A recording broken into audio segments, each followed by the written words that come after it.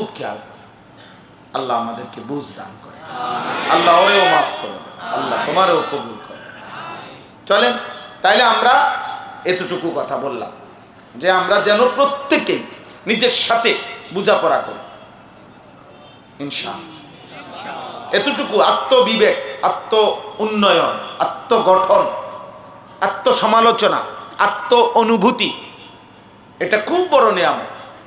সমস্ত ছেলেকে বললাম, বাবাকে বললাম, আমাকেও বললাম, উঠতি বয়সের অনেক নওজোয়ান আলেম আছেন, আপনাদেরকেও বললাম, তালিবে ইলম ভাই তোমাদেরকেও বললাম, আমার জন্য আমি বললাম, উসিকুম ওয়া ইয়া, আপনাদেরকেও আমাকেও নিজের বিবেকের সাথে বোঝাপড়া করা, আত্ম অনুভূতি অনেক বড় নিয়ামত।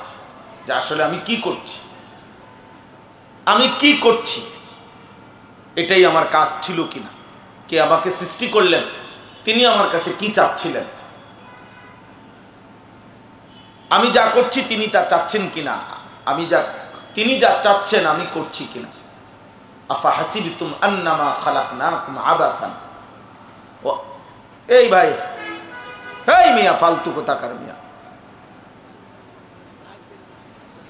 আপনি চোখে দেখেন না লাইট একটা ধরে রাখছে এখানে। আশ্চর্য বিবেক মানুষের, এতবার নিষেধ করার পরে কি কারণ আছে এটা বলেন। হ্যাঁ, আমনো মাথা নোয়াই দেন, এভাবে যে দমক খাইবেন, হে মাথা আপনার দায়িত্ব হইল মাথা নোয়াই দেন। বা কি সুন্দর সিস্টেম,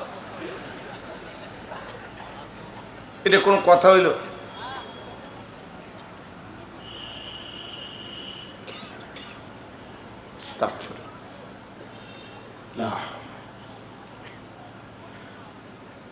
কি জানি ভুলে গেছি আমি।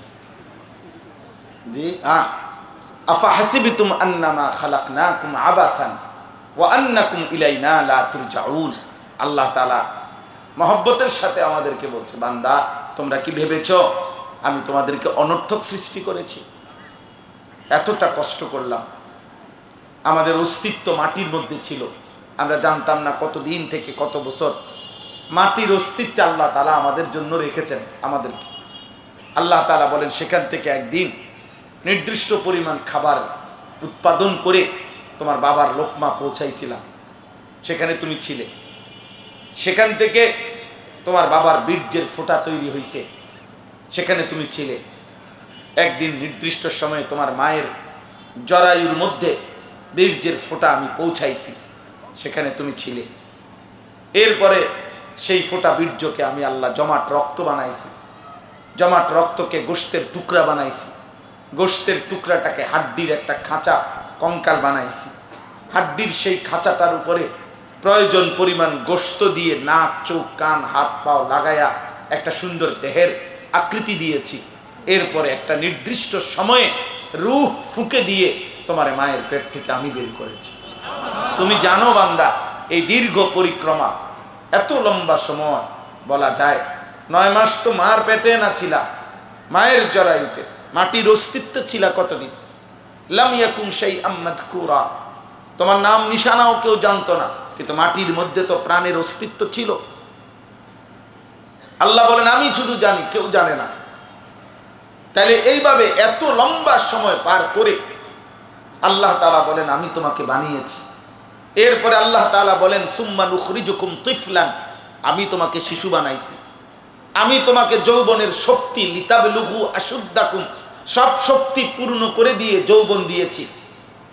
যৌবনকে আল্লাহ বলছে যে আমি তোমাকে সমস্ত শক্তি পূর্ণ করে দিয়েছি, এর নাম যৌবন। যৌবন মানে শুধু হাত শক্ত হয়েছে এটা না, চোখ, নাক, কান, দিল, দিমাগ, হাত, পাও, ব্রেন, লজ্জাস্থান, শরীরের সমস্ত অঙ্গের পূর্ণ শক্তি যেটাকে বলে। একজন মানুষের শরীরে যেটুকু পূর্ণ শক্তি থাকে, আল্লাহ বলে সেটা পূর্ণ সবটা অঙ্গে আমি দিয়েছি, ফলে সেটার নাম হয়েছে যৌবন। সেটা আমি করেছি, আমি করেছি। অতঃপর একটি নির্দিষ্ট সময় আমি আল্লাহই আবার তোমাকে বৃদ্ধ এবং দুর্বল বানিয়ে দিয়েছি। তো এই সব কিছু আমি করলাম এমনি এমনি, আবাসান, বেহুদা। খাইবা, ঘুমাইবা, পেশাব করবা, লজ্জাস্থানের চাহিদা পূরণ করবা, জেনা করবা, ব্যভিচার করবা, মদ খাইবা, জুয়া খেলবা, নারী দেখবা, উলঙ্গ ছবি দেখবা, সুদ খাইবা, কিস্তি নেবা, গালি দেবা, চা দোকানে আড্ডা দিবা, বিড়ি খাইবা, সিগারেট খাইবা, কি হালাল কি হারাম, কি পাক কোনটা না পাক কিচ্ছু ভাববা না। এমনি এমনি আহাসিবান নাসু আন ইউতরাকু আন ইয়াকুলু আমান্না ওয়া হুম লা ইফতানুন। আল্লাহ বলে, বান্দা তোমরা কি ভেবেছো মুখে শুধু বলবা আমি মুসলমান, আর আমি আল্লাহ এমনিতেই ছেড়ে দেব, কোনো পরীক্ষা নেব না, জান্নাত দিয়ে দেব? জান্নাত এত মামুলি, জান্নাত এত সস্তা, আখিরাত এত কম দামি হয়ে গেল? আফা হাসিবতুম, এরপরে বলছে আহাসিবান নাস, এরপরে বলছে আম হাসিবতুম আন তাদখুলুল জান্নাহ ওয়ালাম্মা ইয়াদখুলিল্লাহুল্লাযীনা জাহাদু মিনকুম ওয়া ইয়ালামাস সাবিরিন। আল্লাহ বলে, তোমরা কি ভেবেছো তোমরা এমনি এমনি জান্নাতে চলে যাবা? অথচ আমি আল্লাহ তো এখনো দেখলাম না আল্লাহর পথে আল্লাহর জন্যে দিন